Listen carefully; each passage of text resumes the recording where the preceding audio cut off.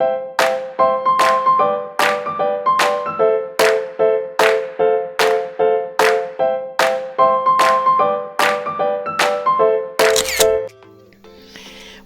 back to Meals and Media. You're welcome. Today we'll be learning how to make vanilla custard.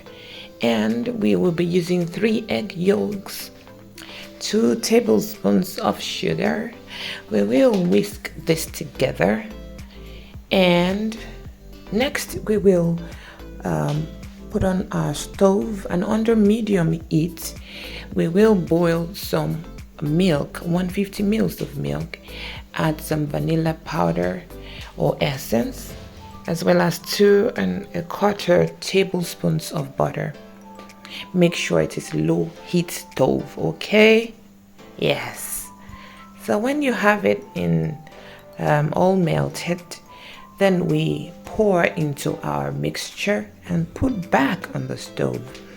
Add your 2 tablespoons of flour and leave to simmer for about 5 minutes. And there it is. Vanilla custard is ready.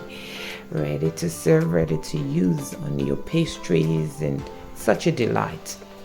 Let me know what you think in the comment section. Till I see you again, it's a bye.